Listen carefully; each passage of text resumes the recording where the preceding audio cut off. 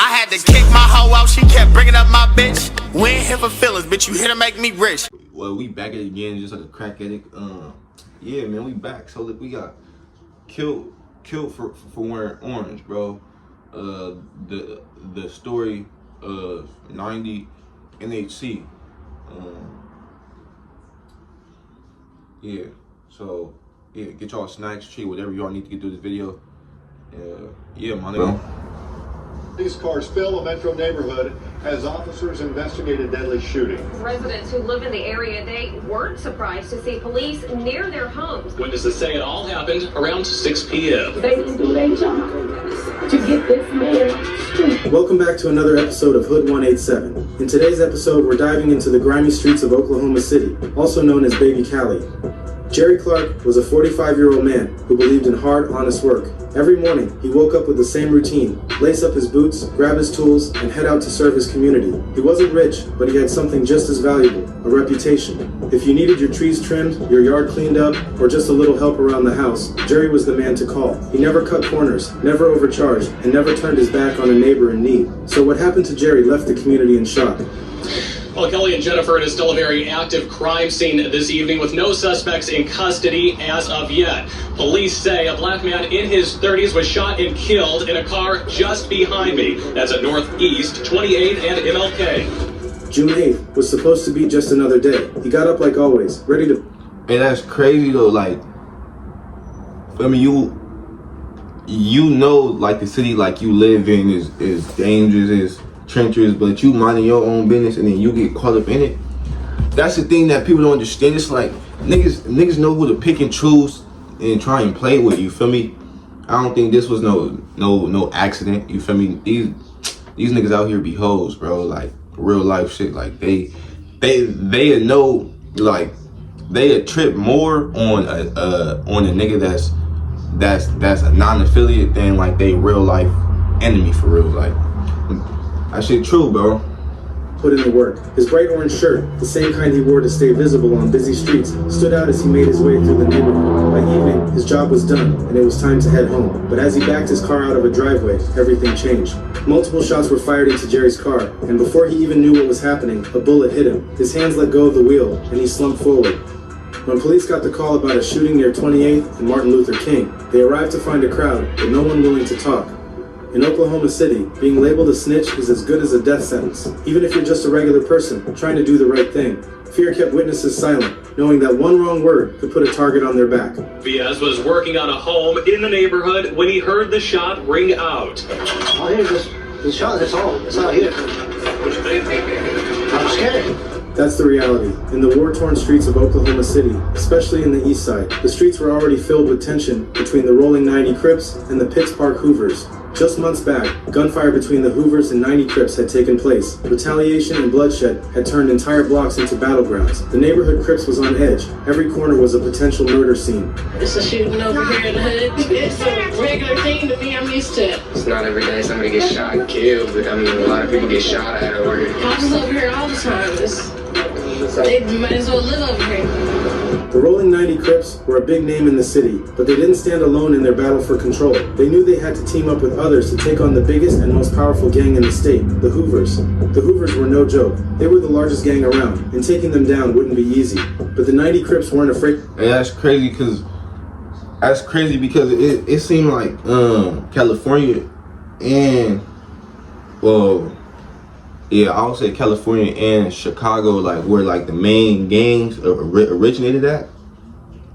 It's crazy how like they had a big influence on hella other states. It's like, that's crazy. I don't know. It's just a trip because these is not gangs that's from out there. Like these is gangs that's from another place that just set up shop out there and now they beefing, shooting up shit. These niggas like of a fight. So they gathered their allies and started a street war that would change the game forever, lasting decades. The Rolling 90 Crips teamed up with some serious top hats from all over the city. They aligned with Rolling 60 Crips, who were known for their power and influence. They also joined forces with the 46 Neighborhood Crips, Panic Zone Crips, and the Eastridge Block Crips. These gangs all shared a common goal, taking down the Hoovers. But that wasn't all. They even got help from the Nutty Block Compton Crips, who were well known for their ruthless ways. Together, these gangs formed a massive coalition that could take on anything. Coming forward to help build a case against the 90 Crips was risky. If the neighborhood Crips didn't come after you, their allies would. The Fawn Show Gangster Crips, Prince Hall, 10th Street Boot Hill Crips, Oak Grove Posse Block Crips, and Lincoln Village Crips. For a while, no one was willing to... Damn, nigga, these niggas, you feel me?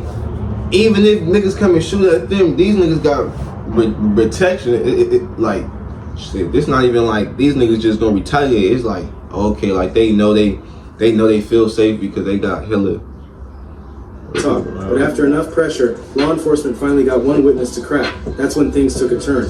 And after months of investigating, detectives turned their attention to Tommy Long, a name they were all too familiar with. He had a history of run-ins with law enforcement, with past charges including burglary in the second degree and concealing stolen property. But in the streets, he was known as Too Short, a name that fit him in stature, but not in reputation. Too Short was rumored to be small but dangerous. He stood just 5'6" and weighed only 120 pounds, yet his presence carried weight within the Oklahoma 90 Crips. Too Short was alleged to have joined the Rolling 90 neighborhood Crips early on, quickly making a name for himself in the streets. Even as a juvenile, he was racking up attention from law enforcement, getting caught up in various crimes that signaled his deepening ties to the gang lifestyle. To law enforcement, he was just another gangbanger, a young hustler destined for a cell or a grave. But to those in his set, Too Short was someone willing to put in work, someone who didn't fold under pressure. According to his friends, Too Short is innocent, but others see him as a cold-blooded killer. But as detectives pressed him for answers, Too Short did something most wouldn't dare. He refused to fold. It was clear he had direct involvement in the shooting that left Jerry Clark dead. But when pressed on the identities of the other 3 men who were with him that night, Tommy refused to talk. No names, no confessions. He made his choice. He'd take the fall alone. According to prosecutors, the night of the murder played out like this. Tommy had spotted Jerry getting into his vehicle and noticed the bright orange shirt he was wearing. In the middle of a heated war between the neighborhood Crips and Salos, colors meant everything. Mistaking Jerry for a Hoover, Too Short made a split-second decision. He ran up, pulled his gun, and fired into Jerry's car, leaving him for dead. And without hesitation, he and his alleged accomplices fled the scene, disappearing into the night. For the next 2 months, Too Short man... It's crazy because these niggas is stupid. Because it's like, how the fuck... How the fuck even out here in California, like, bro, it's certain shit that get somebody to be up on you, but you in a whole nother state. Of course, that's what a gang color wear, but bro, niggas don't own that color, bro. Anybody could wear that color. Anybody could wear whatever they want to, whatever hat they. This nigga's stupid.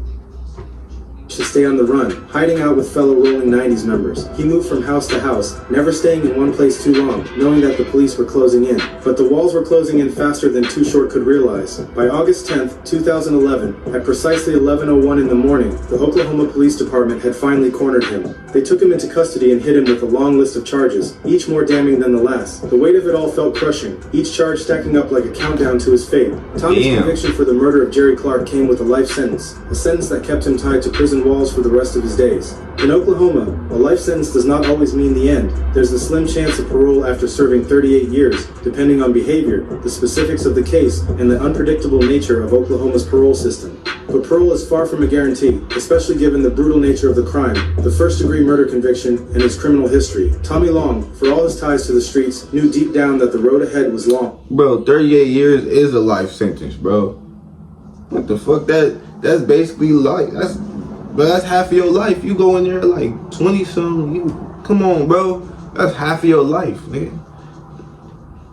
And they saying you could probably apply. I mean, you could probably go up for parole after 30 years. So like, niggas don't even know if they could really get out. That nigga is over with. Them niggas threw him the book, I ain't gonna lie. In freedom, it seemed almost impossible to grasp. No more streets, no more battles. Just the cold, relentless reality of the penitentiary. His silence wouldn't change his fate. The world outside might have forgotten him, but the prison walls had only just begun to close in.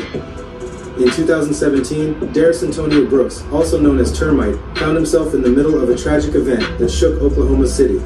Termite was a member of the neighborhood 90 Crips, and his name would soon be linked to a senseless killing that would become one of the city's most talked about homicides of that year. It all began on September 23rd, when a man named Noah Ruff was found lying in the front yard of a house on Northeast 26th Street.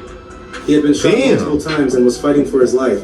Neighbors heard him pleading for help, and Termite didn't show mercy. Termite was rumored to have stood over him, and Colby said, "I gotta do you," before firing more shots. Afterward, Termite took Noah's shoes and pants, leaving him to die. When police arrived, Noah was rushed to the hospital, but it was too late. Noah would pass away from his injuries. His death would later be marked as the 63rd homicide of the year in Oklahoma City, a dark reminder of how the 90 Crips ruled the Northeast. Noah Stacy Ruff was shot 13 times in the front yard of his suspects, and now his family wants justice. But as the investigation started, police worked tirelessly to piece together what had happened. They interviewed witnesses and gathered evidence, hoping to find the person responsible for the killing. One of the witnesses said the shooting was likely over a drug debt, but they didn't know much more than that. However, things started to take a turn when the police obtained surveillance video from a store near the scene of the crime. The footage showed a man wearing the same clothes as the shooter, Darius Antonio Brooks, known as Termite from 9-0. With this new evidence, detectives were able to track down Brooks. They arrested Termite on September 27th, just a few days after the shooting, at a home in Oklahoma City. Termite was charged with first-degree murder, but that wasn't the only charge hanging over his head. It was later revealed that Termite also had other outstanding warrants for driving under the influence and possession of a controlled dangerous substance. In July 2017, Termite had been charged with felony possession of PCP, another sign of his dangerous lifestyle. Termite was held without bail in the Oklahoma County Jail, waiting for... Man, hey, I ain't gonna lie. Then they was found with that, and I ain't gonna lie, the police, well, I don't know what the police gonna try and do with him, but they not gonna give him no light sentence, or they not just gonna be light up on him, like they not, they not. His day in court. The whole community was left stunned, trying to make sense of how something like this could happen. Noah Ruff's death was a blow that hit deep within his circle. He wasn't just another name. He was a brother, a son, someone people turned to when times got tough. His family and friends would never be the same carrying that weight forever. Losing him was a constant reminder of the violence that seemed to plague every part of their lives, and now that he was gone, it felt like the hole would never close. Should nobody have to live through what I have been living with for the past year? A family is protesting a judge's decision to kick them out of court. The family claims they've been banned from the courtroom where their son's alleged killer is on trial. Treva Ruff says she saw her son Noah 2 weeks before he was murdered. She says she wishes she could go back in time just to relive their last conversation. I wish I could have told my baby I loved him. I never knew 2 weeks later I would be planning my son still.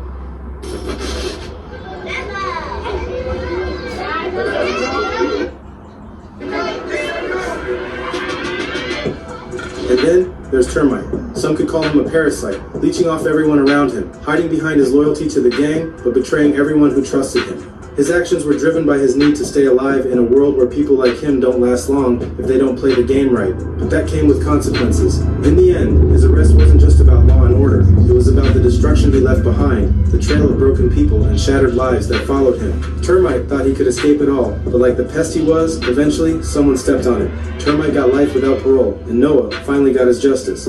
Thank you for watching another episode of Hood 187. If you enjoyed this...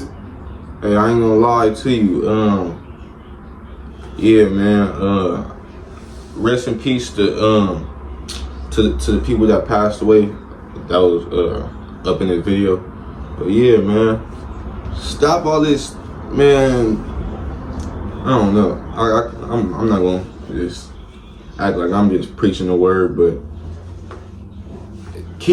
stay dangerous and stay safe. However y'all living. If y'all gotta, feel me, like if y'all don't trust nobody and then y'all feel like y'all gotta keep something around you at all times, I think y'all should do that. For real. But yeah, stay dangerous, stay safe, however y'all living. Yeah, my nigga. I'm gonna get y'all in the next one for sure.